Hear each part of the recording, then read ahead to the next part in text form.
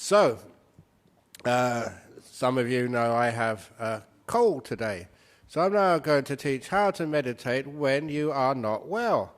It doesn't mean that, you're not well, you can't meditate. In fact, meditation when you are sick is probably one of the best, because when the body is not feeling 100%, at least the mind can be free of that sickness, and it's one of the teachings of the Buddha. Even though the body is sick, the mind does not need to be sick. But what does it mean by that? It means that we try and just let the body be calm by not controlling it, not forcing it, not giving it more stress.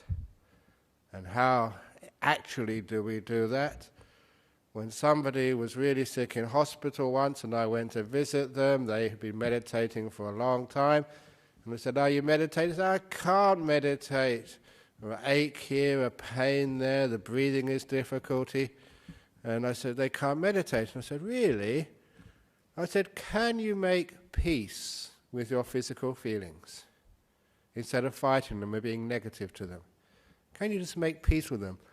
Just like we can make peace with an enemy sometimes. Doesn't mean we agree with them or like them. We say, okay, you do your thing, I'll do my thing. So we make peace with them. Can you make peace with your body?" I said, "Yeah, I can do that." Number 2, can you be kind to your body? And what kindness is opening the door of your heart to those physical feelings, to that sickness. In other words, just letting it be with kindness.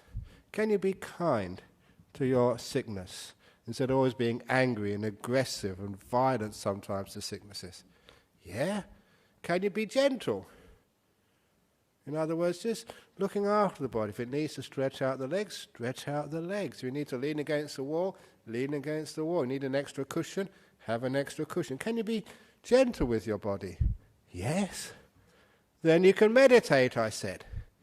If you can make peace, be kind and be gentle, that is what meditation is. Meditation is not watching the tip of the nose. Meditation is not going into some deep blissful states of meditation. Meditation is not watching rise and fall of your belly. It's not what you do which makes it meditation. It's how you do it. The attitude which you face the various phenomena in your body and mind. How you react to all this phenomena.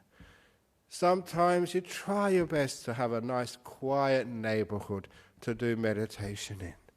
And you're just getting quiet and woof, woof, woof, woof. There's a dog outside who keeps barking at all different times. Or, like what happened to me, because last week I was in Indonesia. I was at the nuns' conference and doing a lot of other stuff over there. And they had a really nice hotel on Wednesday night. Unfortunately, they decided to have these birds, actually in cages. It was very cool. And they had all these different birds outside in the hotel, outside my room. I don't know what they were thinking. I can't understand the logic behind this. They had a rooster outside my room. 3:30 in the morning, it started doing what roosters do. That was the end of my rest. It's crazy. Imagine having a rooster outside your room in the Hilton. That's a crazy thing. And that was it. No more rest for me. So, this is what roosters do. So you can't sleep, but you don't need to get angry at it. I'm a kind monk. I didn't go out into that sort of and release the rooster. I didn't have a key or anything. But, the thought did come in, putting my hand in there and making the rooster go quiet. But there's only one way to do that, and I can't because I'm a Buddhist monk. I just say the thought came up, but I threw it away pretty quickly. So, that's what roosters do. So even here, sometimes that's what dogs do. There's always some noise somewhere. So is it the noise disturbing your meditation? Ajahn Chah would say, no, it's the meditation disturbs the noise. Sorry, it's you disturb the noise, not the noise disturbs you. Your reaction, that is the key to meditation. So if you're sick, just make peace. Don't fight. Be kind and be gentle to your body. And you wouldn't believe how powerful that can be. If you fight, you build up negativity, you build up ill will, and that feeds sickness. Sometimes just let it be. Make peace, be kind, be gentle. The body relaxes. You get more energy up into your mind. Maybe not to your body, gets into your mind first of all because you're not depressed, upset. I don't know how many people are upset or depressed when they get sick. For me, sickness is brilliant. When I get sick, if I get a chance, I can sleep more. And I don't feel guilty about sleeping in the afternoon if I'm sick. So I had a really nice rest after lunch today. With no feeling of guilt. You're a monk, you should be doing something. No, I'm sick. There are so many advantages in being sick. I really recommend it. So, I enjoy myself. And I will never ever forget this time when I was a young student. And I was a young student with a house of other students. Just telling the people the other day that, because I was poor, I was a vegetarian then, I used to make my own food. I used to bake my own bread. But I did that for about a month and then gave up. You know why? I was poor. I baked my own bread to save money. And if ever you've done this in a house with other people, as soon as I took that bread out of the oven, as soon as it was ready, all the other people in this house, they suddenly came into the kitchen. I don't know from where. And I, of course, had to share my bread out. That was my bread for a week. It lasted a couple of hours. So it was economically unsustainable for me. So I had to buy my own bread. At least they wouldn't come and pinch it from me. But I remember being in this house, and I couldn't go to the lectures in the morning. I was sick. I was in the bed. Everyone else had left. And all this stuff was streaming from your nose. The eyes were just all watery. And you felt like a used tea bag, no energy left at all. And, you were coughing. And you really felt that death was preferable to life, almost. And I was sitting in there, or laying in there, feeling terrible. And then some idiot started knocking on the door. Go away. And they would not go away. They kept on ringing the bell, knocking on the door. You know what happens. The only way to get rid of them is to answer the door. So you struggled up to be vertical. You staggered to the door, holding on to stuff to keep yourself from falling over. And you opened the door. What do you want? In those days, I wasn't gentle and kind like today. What do you want? And this guy said, I'm a delivery driver. I've got a delivery for this guy called Peter Betts. That was my lay name. So that's me. What have you got? And it was my old, what they used to call in those days, stereo systems. You're so lucky these days. You've got little iPods. And all your music is on the iPods. These you had in big boxes and put them all together to get a music to come out. And I'd sent it up from London. And I'd forgotten all about it. It was being delivered that day. Thank you. And these were big, heavy boxes. Had what is this? 2 big speakers, an amplifier, turntable, and some the old vinyl discs. And I staggered. I lived upstairs in the house. Staggered and dragged this stuff up to the top of my bedroom. And even though I was really sick, I put it all together, connected everything, put into the plug into the socket, put on the first disc, which I really hadn't heard for weeks, which happened to be, for those of you my generation, was Jimi Hendrix, Voodoo Child. Do you remember that one? Yeah, that was my favorite. And I put that on. And then I started listening to it. And then a realization came to me. There was no water coming out of my nose. The eyes had dried up. My cough had vanished. And I felt good. Jimi Hendrix had cured my cold. I would try that today, but monks aren't allowed to listen to Jimi Hendrix. But what it showed me is this attitude, how powerful that can be. The joy, the happiness is energy. And that just can blast away sort of diseases. And of course I've done other things like that, with even worse diseases. But the whole point is, it doesn't matter. If you say you're sick, if you want to focus, concentrate, do something, that's difficult. Sometimes it's impossible. If I started focusing on the tip of my nose today, which is what some people say meditation is, which is a lot of bullshit, please excuse me. No, don't excuse me, this is local language.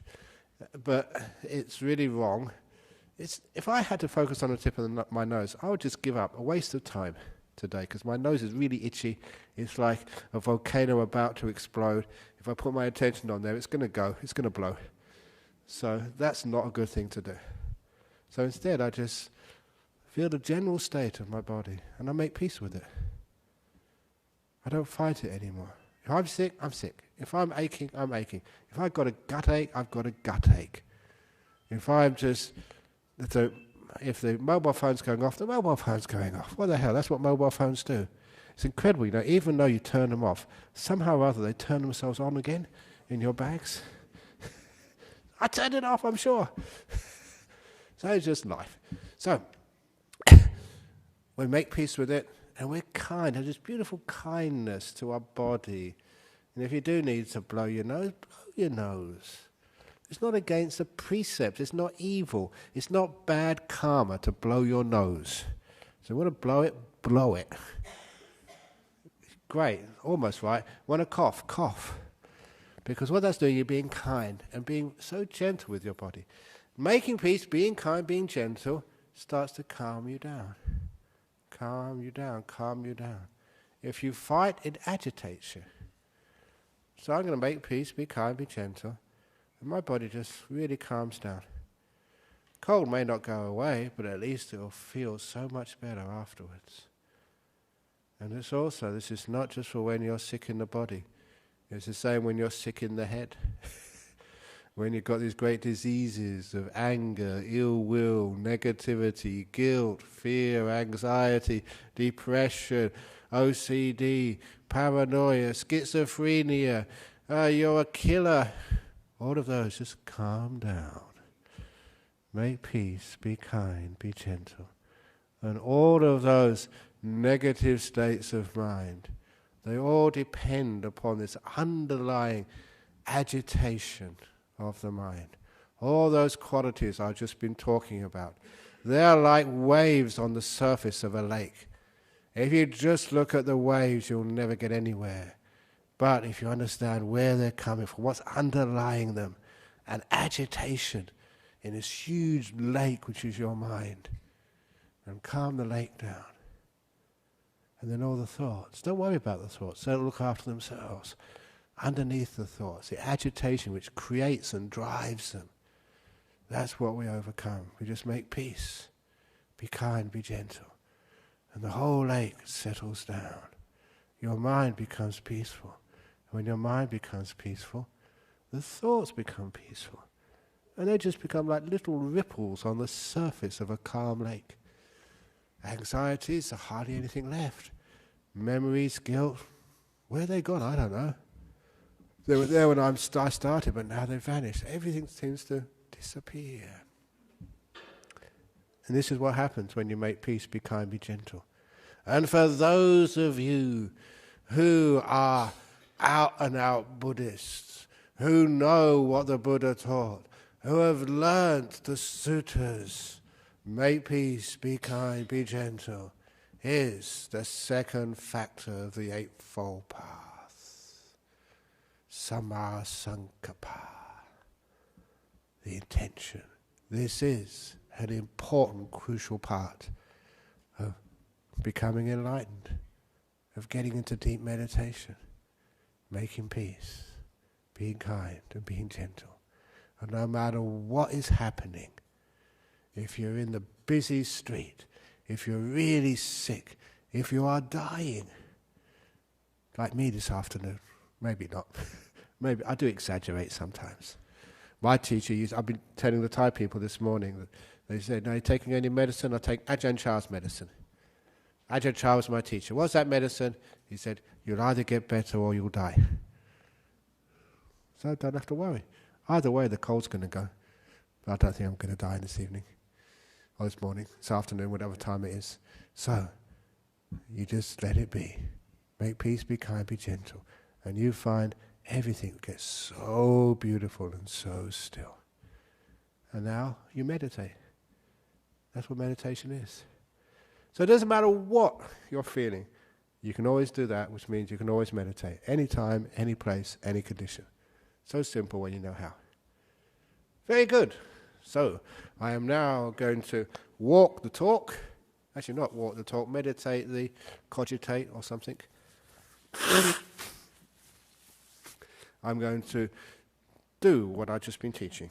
So now I'm going to sit down, make my body comfortable. I'm just going to spend 40 minutes, 45 minutes making peace, being kind, being gentle, and see what happens. Okay, so you do the same. Please sit down, close your eyes.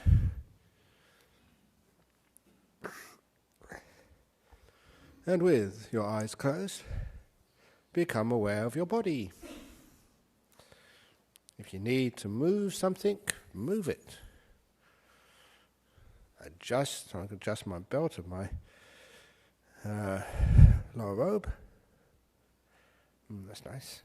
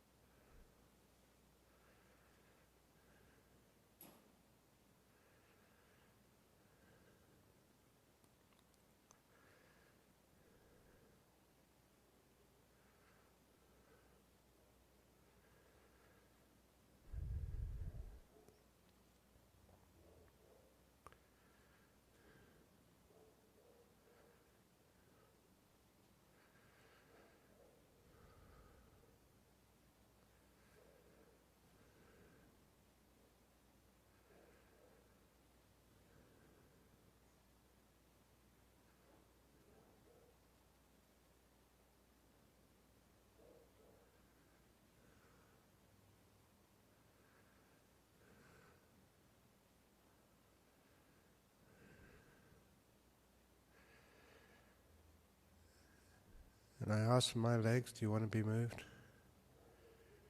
My butt, bottom, are you comfortable? I really spend the first couple of minutes fidgeting, stretching, loosening, because a lot of comfort can come from just physical adjustments to your body.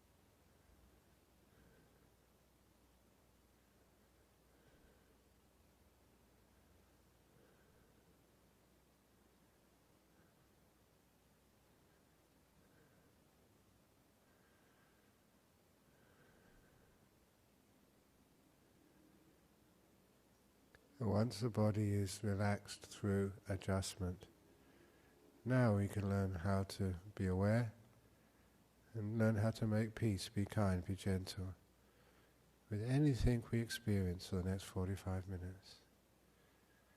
Especially understanding the underlying relaxation or agitation of the body and mind. How tense is the body? How painful is it? How anxious or negative is the mind? Just those two indicators. If you learn how to make peace, be kind, be gentle, you'll notice that both those indicators go towards more peace, more comfort, more freedom. Just making peace, being kind, and being gentle. But be careful not to get absorbed into your thoughts. Because once you get sucked into the thoughts, you find you're not making peace, being kind, being gentle anymore. You're just right inside that little fantasy in your head. You have to have a sense of distance from what you're experiencing to make peace with it. You have to have a little separation to notice that whatever you're experiencing, you need to be kind to. You need to just to see things from another angle to be gentle. You need space between you, the observer, and what you're watching to be able to make peace, be kind, be gentle. So if you can remember to put space between you and your thoughts, the observer and the thinking itself, then it's quite easy to make peace, be kind, be gentle. And then everything settles down. I'm going to be quiet now because I've got some work to do.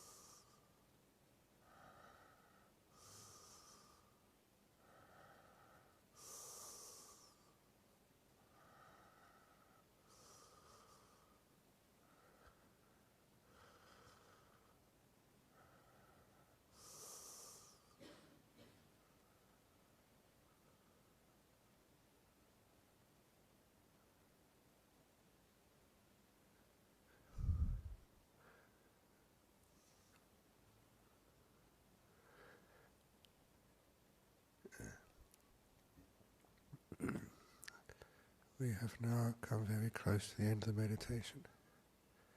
Unfortunately. How do you feel?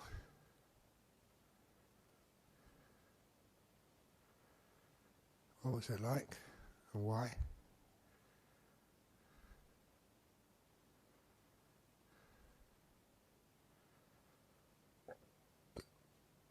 I'm now ring the bell.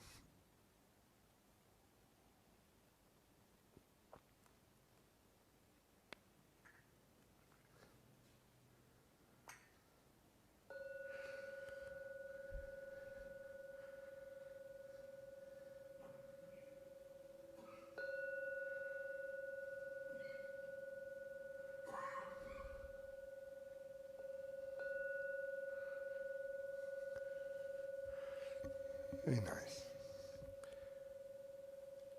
Now, before we ask for the questions from overseas, any questions from here, Dhammaloka? If you put your hand out before the tablet comes, you get first. Written question. Oh. There is a white Toyota Yaris blocking 2 cars. Number 1, DMD194.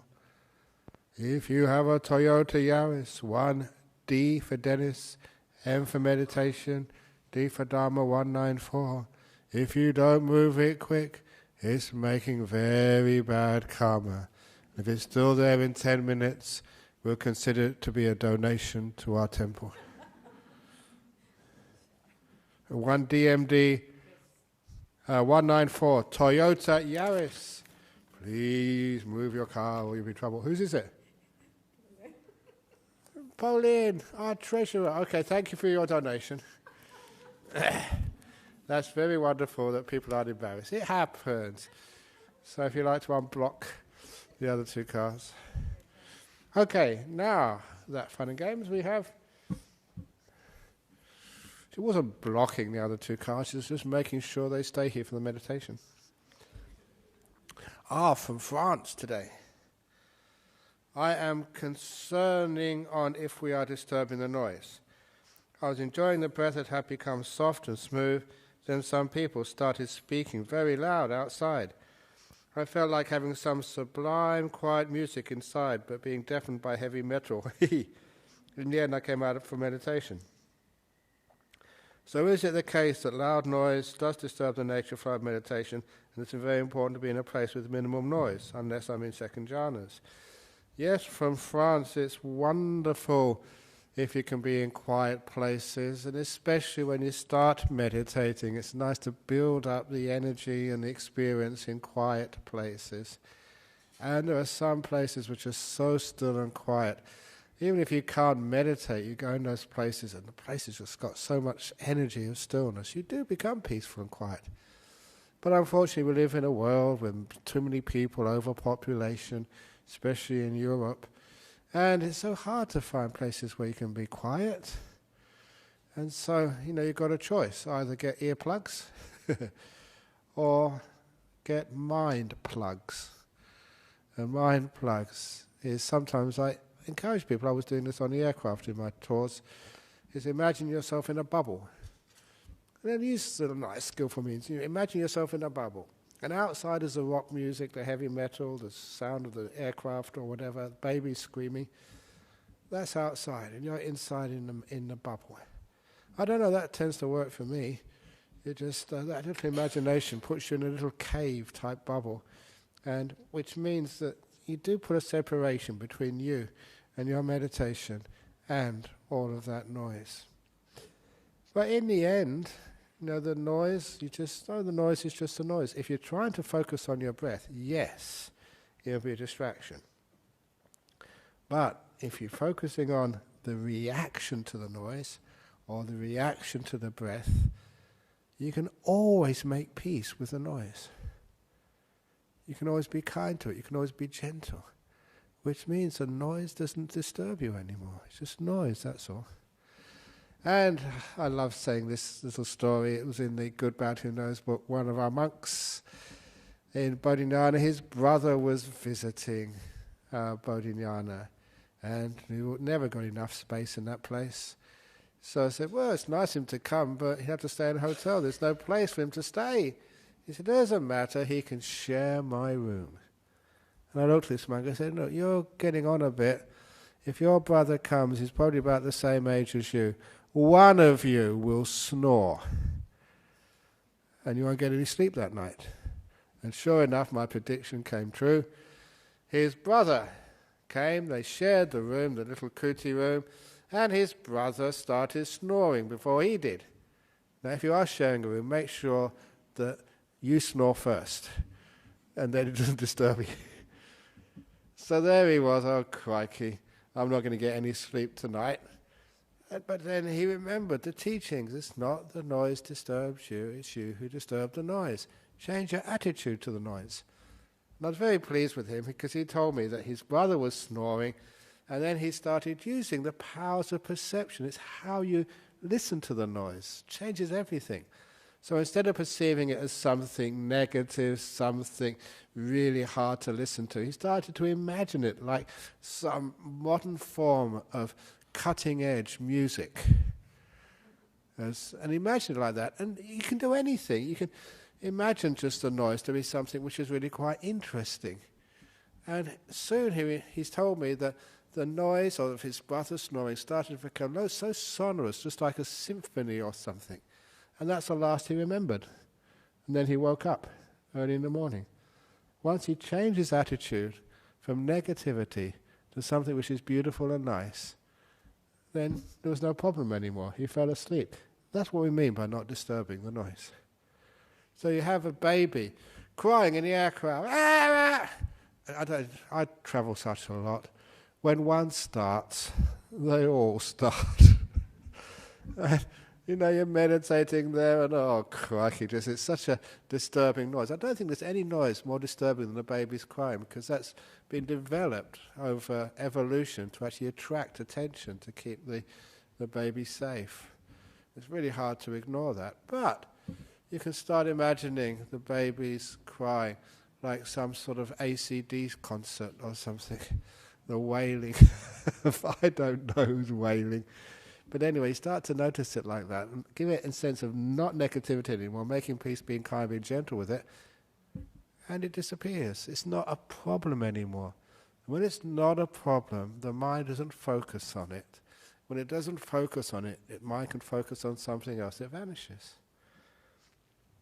The other way of looking at this is making peace, being kind, being gentle with it, is a simile of the TV screen.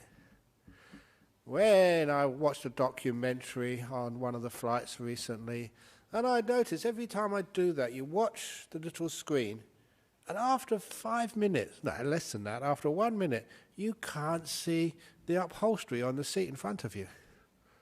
Try that next time you go on an aircraft. Your mind actually fits into the screen. Obviously I don't have a smartphone. I've seen people actually watching these movies or these videos on their tiny little screen on the smartphone. Try that and you find your mind fits in and you can't see the edges of your smartphone. The point is that you focus in and what's on the edges falls off the radar, as they say. So what we do here, if we disturb the sound, what we're doing is we're taking that sound, we're putting it into the center of our screen of attention. It's important for us. It's a problem. And whatever's the problem comes right in front of us. But if we just make peace, being kind, with being gentle with it, it's just a sound, then it just is on the edge somewhere, like the upholstery on the back of the seat. And then you just focus in the center. And it goes. It disappears. You don't know when the sound vanishes. I've never been mindful enough to notice that moment when you don't sort of don't see the upholstery anymore. Because if I try that, I can always see the upholstery. And I just let it go. It vanishes. And I just know that after a little while, I can't see it anymore. So this is actually how you do that, what I call focusing. What it really is giving importance to for you in France, for enjoying your breath. Make that really important. The breath is right in the centre. You can hear the noise, it's very loud, but it's over here somewhere, to the right or to the left. But you don't bring that noise into the centre. If you do, you lose the breath. The breath falls off the screen. And if you want to know what I mean, next time you turn on any screen, the computer, iPhone, or any sort of movie on your own big TV set, just notice that phenomena. That once you really start paying attention to whatever's in the middle of that screen, what's on the edges and beyond vanishes, falls off. So if you focus on, say, the breath or whatever else is happening in your body, everything else vanishes, falls off your screen. You literally can't hear the sound anymore. If you can't hear it, or if you can hear it, it's on the edge somewhere. You're not really paying too much attention to it, and it disappears. That's the way it works. Hopefully that helps you in France. Any other problems, questions? Going. Oh, it's not quick enough. I should do going, gone, and then bang and come. Get out quick. Yes? How do you balance kind of diligence and dedication to Dharma practice with being kind, gentle, and making peace? I think. Yeah, this is the diligence and making peace, being kind, being gentle. I think what you really mean is like effort to get things done, to move things, to solve problems. There is the time for solving problems, doing stuff, like all the people early this morning doing a busy bee here. There's a busy bee at Dhammarasa tomorrow, if you didn't manage to get his, or was it the other way around? Next week.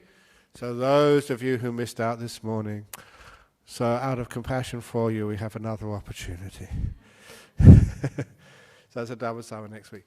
But you have time to do things. And the thing is, with us, mostly Westerners or people living in a Western world, we know how to do stuff. We know how to be diligent. What we don't know how to do is to rest and do nothing. And that is totally beyond us. I remember just growing up in northeast Thailand, and basically northeast Thailand is Laotian culture, and I really respect Kon Lao. Because you go there during the Laotian people, you go there during the hot season, and they were just lazing around all day. And I'd ask them, what are you doing? And they said, just being. You, sir? Just being.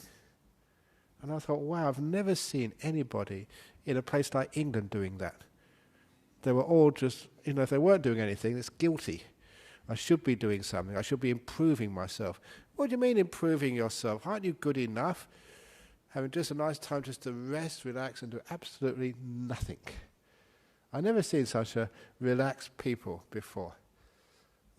In the old days, they really had it together, because this man, who's a fellow monk with me, he was over in Laos during the war, with the communists. And he told me all these incredible, wonderful stories of Laotian culture at that time. For example, there's a big war, Vietnam wartime, but this is in Laos. The Pathet Lao, that was the communists. The government forces, they were at war, war, big guns and everything. So he went into a restaurant in Luang Prabang, and there in the restaurant he ordered his lunch. He saw some of the government troops having their lunch in the corner with their machine guns against the wall. It's lunchtime. And then he saw the communists come into the restaurant, the forces with their M16 guns.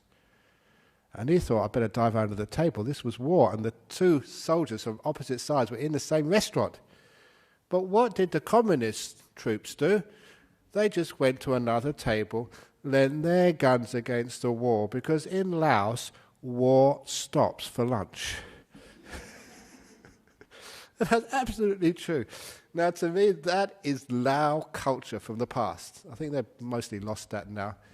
But, there's some things more important than fighting one another. One of them is lunch.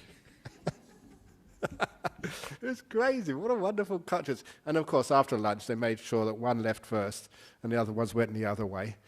So, they weren't really into this war business, just some generals wanting them to mess around. But Anyway, that was in the old days.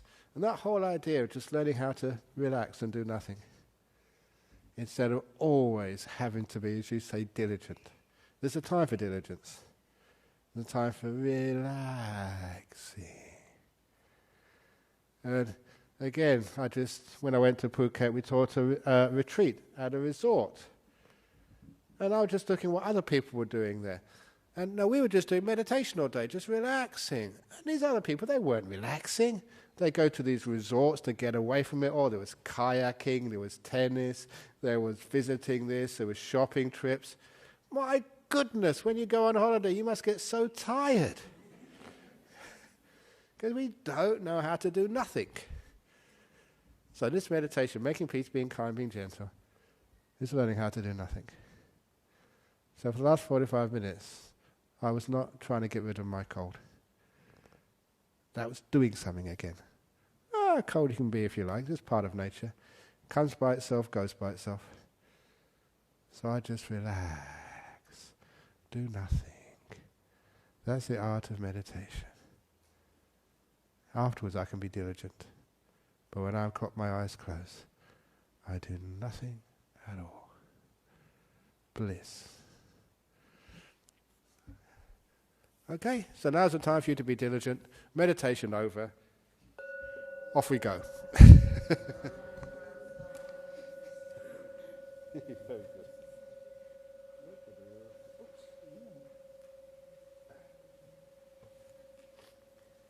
just bow.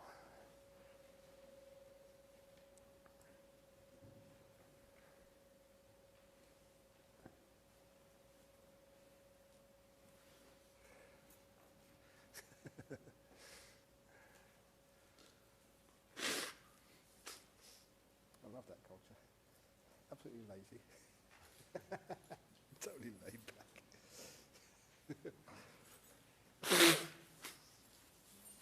Yes, young man.